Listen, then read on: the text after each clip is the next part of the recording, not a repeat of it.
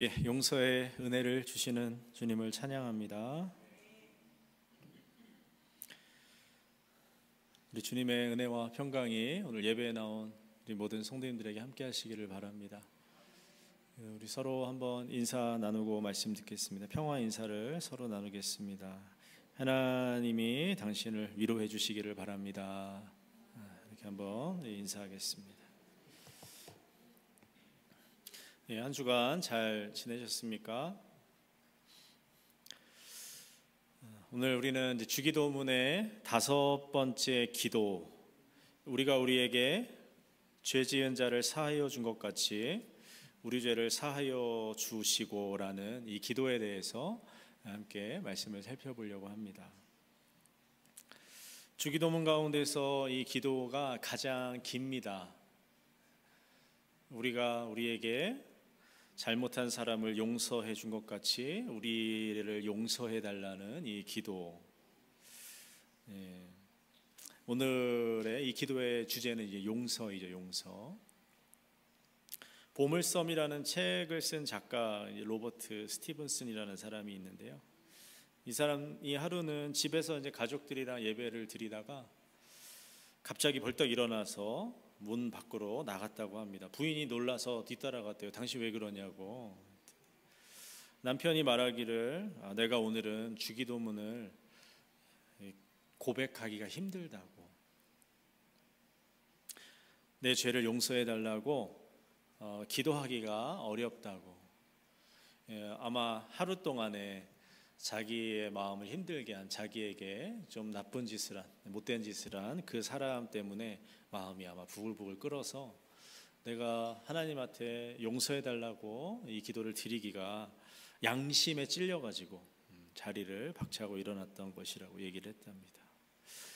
여러분, 이 사람은 그래도 참 정직한 사람인 것 같아요. 왜냐하면 우리는 때로 아무런 양심의 가책 없이 그냥 의례적으로, 형식적으로 주기도문을 이렇게 읊을 때가 많은데, 이 사람은 이 말씀, 이 기도 앞에서 탁 걸리는 거죠. 우리가 우리에게 잘못한 사람을 용서해 준 것 같이 우리 죄를 용서해 주십시오라는 이 기도를 마음에 정직하게 했던 것 같습니다. 용서라는 것은 참 우리의 삶에서 힘든 일이죠. 우리 모두는 용서하기 힘든 일들을 겪으면서 살아갑니다. 예수님의 제자들도 크게 다르지 않았을 거예요. 복음서를 보면 제자들끼리 서로 다투는 일들도 많이 나오거든요. 제자들끼리 서로 경쟁합니다. 더 높은 자리를 차지하겠다고, 내가 제 제자보다 더 잘났다고, 이렇게 제자들끼리 갈등하는 모습을 복음서에서 볼 수가 있습니다. 여러분, 예수님의 제자들은 굉장히 다양한 배경의 사람들이 모였거든요. 정치적으로 아주 진보적인 사람도 있었고 아주 보수적인 사람도 있었습니다. 예수님 제자 중에는 여러분 세리도 있었는데, 세리는 로마에 충성하는, 그 당시로 치면 민족을 배반하고 다른 형제들의 피를 빨아먹는 그런 사람들인데, 이런 사람과 유대의 이스라엘의 독립운동을 아주 폭력적인 방법, 폭력을 불사해서라도 이스라엘의 독립을 쟁취해야 한다는 그런 사람이 같이 있었어요. 예수님 제자 공동체가 여러분 이렇게 평화롭고 모이면 서로 막 은혜롭고 그런 공동체가 아니었어요. 모이면 알 수 없는 긴장감들, 서로 수근거리는, 야, 제 직업이 뭔지 알아? 제 전직 뭔지 알아? 제 과거가 어땠는 줄 알아? 이런 제자들이 예수님의 제자 공동체였습니다. 뿐만 아니라 자기 민족을 이렇게 억압하는, 착취하는 이 로마에 대한 이 분노, 얼마나 미움이 컸겠어요.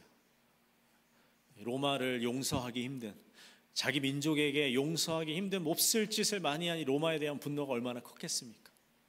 예수님 제자들도 여러분 용서하기가 참 힘든 그 이슈들이 많았다는 거예요. 그런 제자들에게 오늘 예수님이 기도를 가르쳐 주시면서 뭐라고 하시냐면 용서를 구해라, 용서의 은혜를 구해라 라고 가르치십니다. 우리가 우리에게 죄 지은 자를 사하여 준 것 같이 우리 죄를 사하여 주옵소서. 우리 죄를 용서해 주십시오. 근데 앞에 뭐가 나오냐면 나에게 죄를, 잘못을 범한 사람을 용서할 테니, 용서하오니 하나님 나의 잘못을, 내가 하나님 앞에 범한 잘못을 용서해 달라고 그렇게 기도를 가르쳐 주시는 겁니다. 여러분, 이 기도를 이제 우리가 한국어 성경은 이렇게 번역을 했는데 영어 성경은 조금 더 원문에 가깝게 번역을 했습니다. 영어 성경은 뭐라고 번역했죠? 우리의 빚을 용서해 달라고. 그러니까 죄를 빚으로 번역을 했죠. 우리가 우리에게 빚진 사람의 빚을 없애준 것처럼 하나님, 내가 하나님한테 진 빚을 없애 주십시오라는 기도가 이 원래 뜻이란 말이에요. 죄를 빚으로 말하고 있어요. 마태가 빚, 채무. 여러분 돈 꿔보신 적 있어요? 지금 뭐 론 갖고 계신 거 많아요? 네. 이렇게 우리가 살다 보면 이렇게 돈이 필요해가지고 빚을 지게 되는 경우가 있죠. 그 빚을 말하는 거예요 지금. 마태복음은 죄를 빚에 이렇게 빚에다가 비유하고 있다는 거예요. 우리가 하나님께 진 빚, 그게 죄라는 거예요. 하나님께 진 영적인 빚, 도덕적인 빚, 율법적인 빚, 이게 죄다라고 마태가 얘기하는 거죠. 여러분 세상에서는 빚을 졌다가 돈 껐다가 떼먹는 사람도 있죠. 도망가 버리고 그런 사람도 있잖아요. 그런데 하나님께 인간이 빚을 졌으면 여러분 우리가 하나님께 진 빚을 떼어먹을 수 있을까요?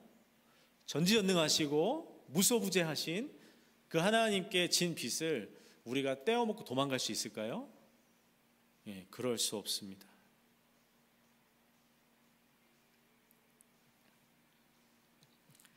그래서 우리는 하나님께 진 빚을 반드시 해결해야 되는데 문제는 내가 스스로 하나님께 진 빚을 해결할 능력이 없다는 게 문제예요.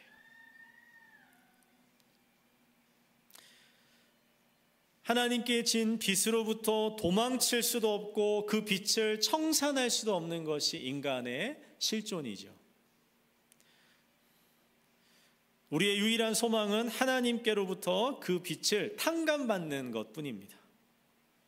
하나님이 우리의 빚을 탕감해 주신 방법이 있어요. 그게 바로 예수님의 십자가입니다. 여러분 이사야 1장 18절에는요 하나님 뭐라고 말씀하시냐면 오라 우리가 서로 변론하자 너희 죄가 주홍 같을지라도 눈과 같이 희어질 것이고 진홍같이 묽을지라도 양털같이 되리라. 무슨 얘기냐면 하나님이 우리의 죄를 빚을 탕감해 주시겠다, 없애 주시겠다라고 말씀하시는 거예요. 하나님께 오면 하나님이 주시는 구원의 방법 예수 그리스도를 믿으면 우리가 하나님께 진 빚을 탕감해 주시겠다고 약속해 주십니다. 하나님께 우리가 하나님 나의 죄를 내 빚을 탕감해 주십시오라고 기도하는 것은 어렵지 않아요. 왜냐하면 우리가 너무나 뼈저리게 잘 알기 때문에 내가 하나님한테 진 빚이 얼마나 큰지를 알기 때문에 하나님 내 죄를 내 빚을 없애 주십시오라고 기도하는 것은 어렵지 않은데 문제는 뭐냐면 그 앞에 나오는 거예요. 우리가 우리에게 죄 지은 자를 사하여 준 것 같이 이게 문제고 이게.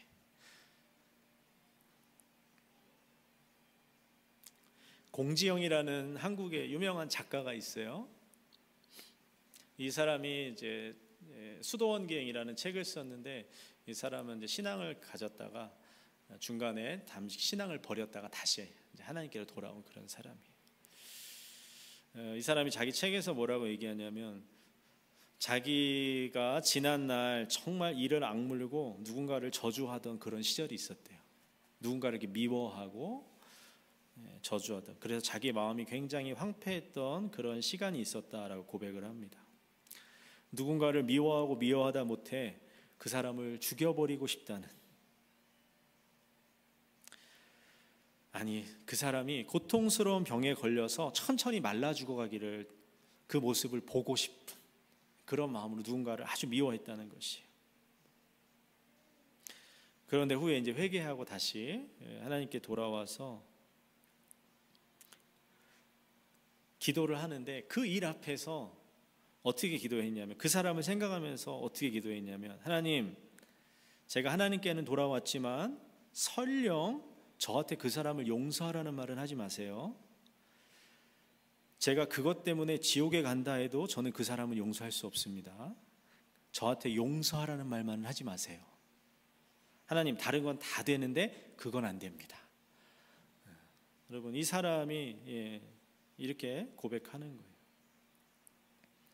우리도 이와 비슷한 일들이 왜 없겠습니까?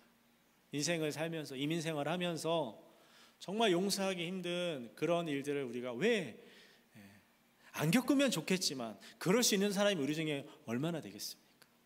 이게 우리의 현실인 거예요. 예수를 믿지만 하나님, 나한테 누구 용서하라고, 화해하라고 그 말은 하지 말라는 거예요.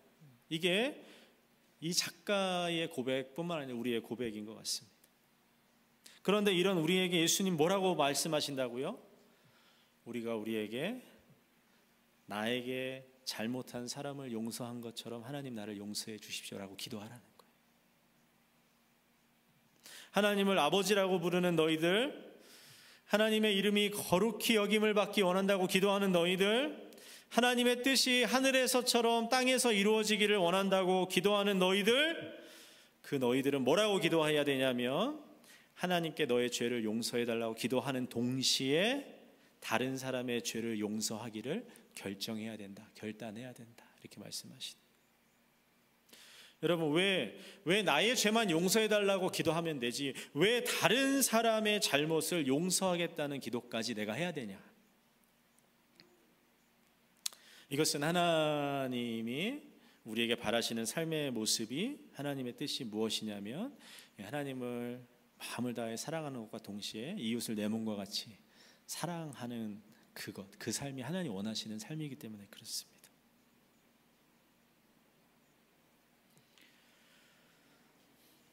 여러분, 예수님이 마태복음 5장부터 이 마태복음 5, 6, 7장은 산상수훈인데, 산상수훈에 보면 이웃사랑에 대한 말씀을 하셔요. 예수님 심지어 원수까지 사랑하라는 말씀도 하시거든요.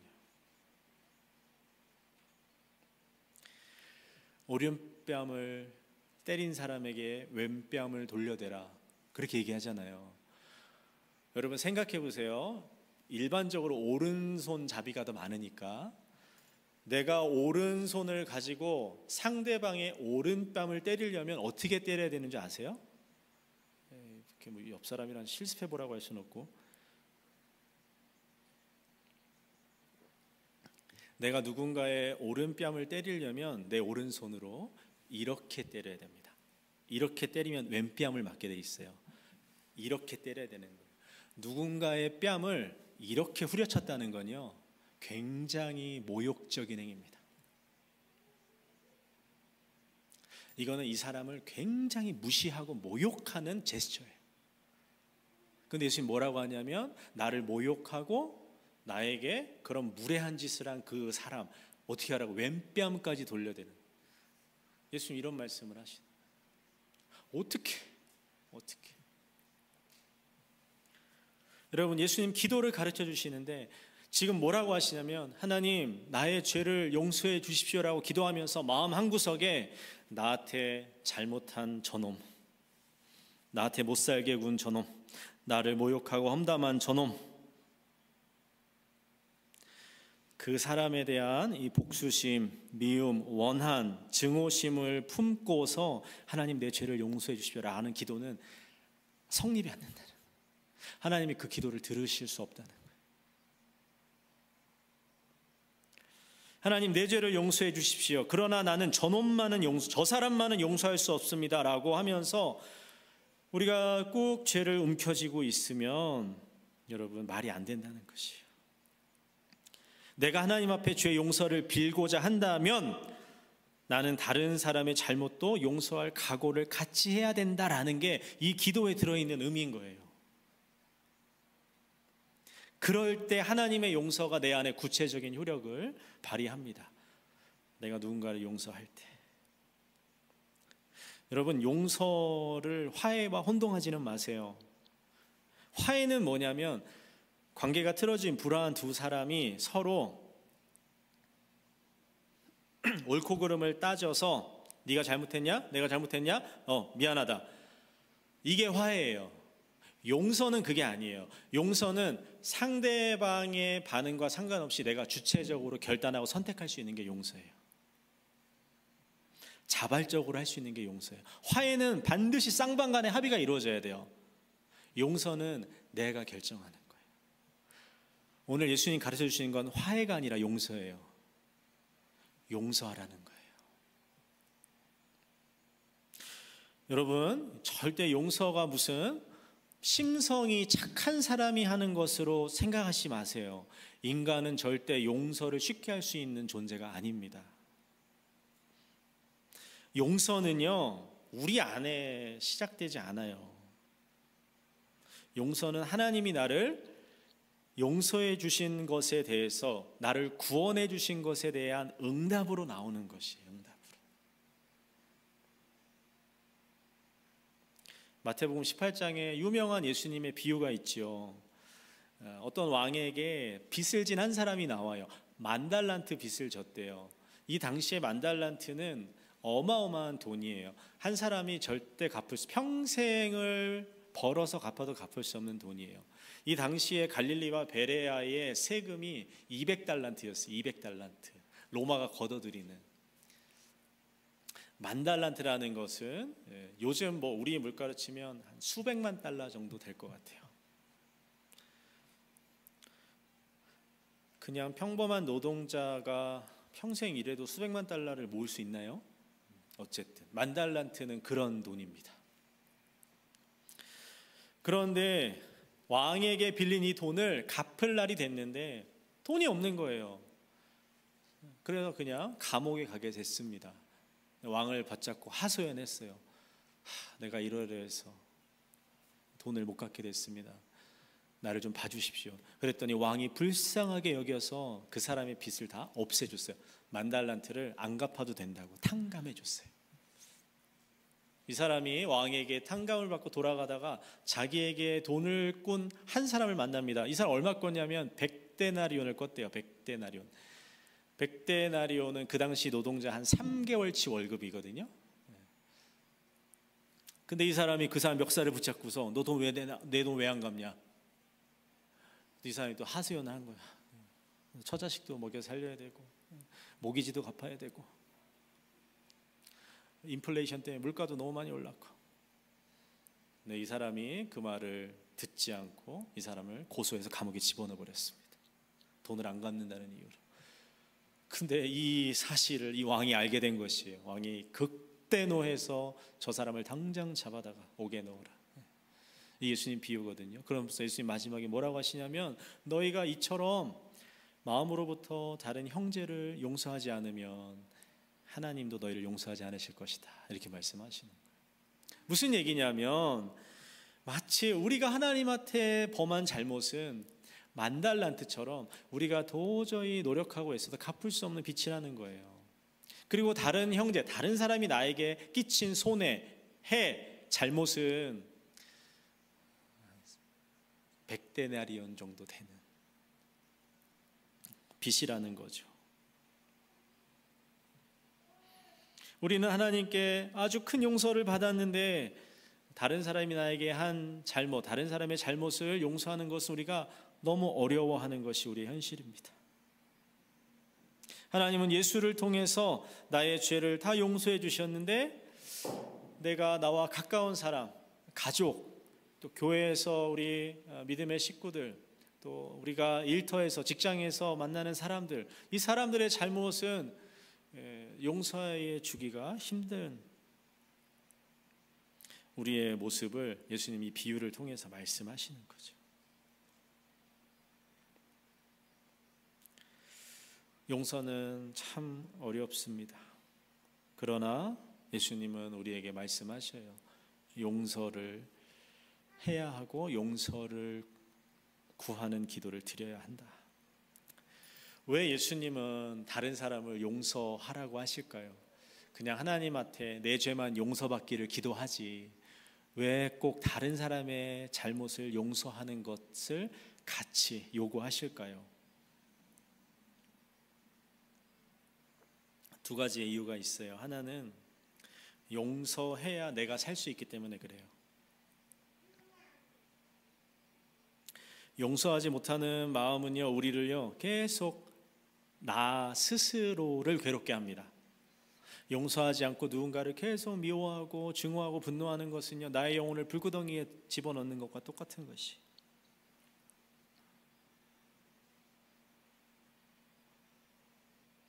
용서의 1차적인 수혜자는 납니다. 내가 누군가를 용서할 때 우리는 분노와 미움으로부터 자유롭게 되기 때문에 그렇습니다. 2차 대전 당시에 여러분 그 유태인들이 히틀러에 의해서 아주 고난을 많이 받았잖아요. 그 수용소에서 라벤스부르크라는 수용소에서 온갖 학대를 받았던, 근데 살아남았어요. 홀로코스트의 생존자예요. 코리 텐 붐이라는 여인이 있습니다. 이 사람이 이제 전쟁이 다 끝나고 독일 사람들에게 하나님의 사랑을 전하면서 자기가 받았던 그런 이 힘든 시간들, 그러나 그것을 자기가 용서하기로 했고 이제 독일 사람들에게 이렇게 용서의 복음을 전하는 이런 일들을 했답니다. 그래서 어디 교회를 가서 이제 이런 간증들을 하면 끝나고 난 사람들이 와서 다 이 사람들에게, 이 코리텐붐에게 참 훌륭하시다고, 대단하시다고, 또 고맙다고 이런 인사들을 이렇게 표했다는 거예요. 근데 하루는 그런 자리 용서에 대해서 이야기하고 끝났는데 줄지어 사람들이 와서 자기에 대해서 이렇게 인사하는 그 시간에 갑자기 한 남자의 얼굴이 이렇게 딱 한 사람이 서 있는데 그 사람을 보니까 이 사람이 완전히 얼어버렸어요. 그 사람이 누구였냐면 자기가 포로 수용소에 있을 때 자기를 학대했던 간수였던 거예요. 자기의 옷을 벗기고 채찍을 가하고 침을 뱉고 심지어 자기의 언니는 그 사람이 죽였어요, 직접. 자기가 당했던 온갖 그 수모와 조롱과 희롱들, 이런 것이 떠올랐겠죠. 그 사람이 다가와 손을 내미는데 도저히 손을 내밀 수가 없는 거예요. 저 사람이 했던 그 악한 짓 때문에.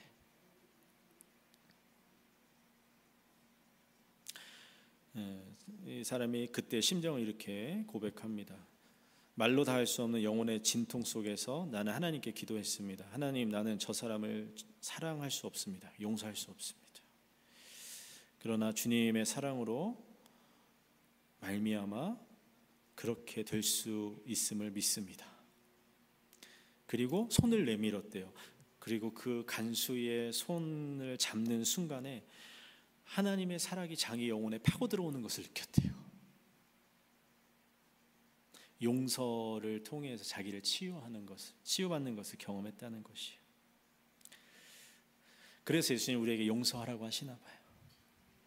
나를 자유케 하시려고. 두 번째 이유는 뭐냐면 용서를 통해서 하나님은 하나님의 백성들, 교회 공동체가 성숙해 가기를 원하시기 때문에 그래요. 예수님을 우리가 믿는 순간에 우리가 정말 나이스한 사람들, 정말 좋은 사람들로 그냥 확 뒤집어지면 얼마나 좋겠어요. 교회 안에 다 거룩한 사람들만 있고 좋은 사람들만 있고 선한 사람들만 있고 그럼 얼마나 좋겠어요. 문제는 그렇지 않다는 거예요.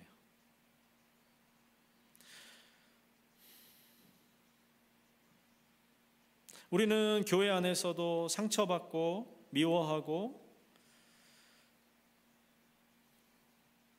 온갖 복잡한 별의별 일들을 다 겪죠.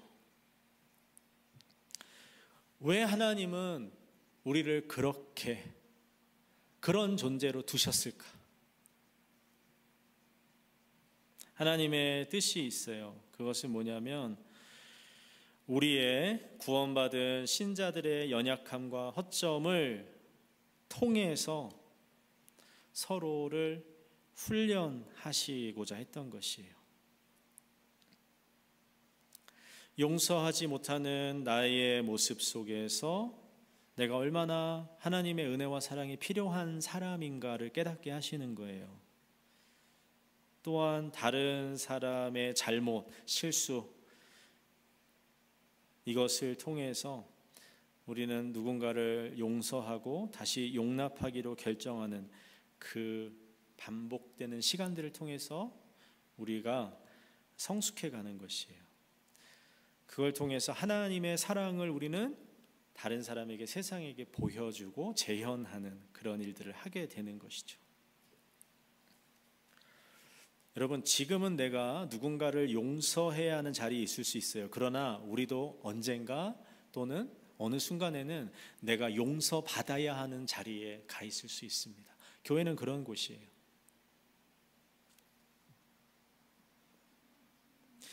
오늘은 내가 누군가를 용서하고 내일은 내가 용서해준 그 사람으로부터 용서를 받음으로써 하나님이 예수 그리스도를 통해서 우리에게 주신 그 용서의 관계를 이루어가는 것, 지켜가는 것. 이게 하나님이 우리에게 바라시는 교회의 모습이라는 것이죠. 오늘 예수님이 기도하라고 하십니다.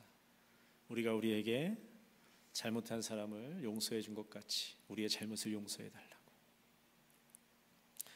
성령께서 우리에게 용서받는 은혜, 그리고 다른 이들을 용서하는 은혜를 주시기를, 그 은혜로 우리를 이끌어 주시기를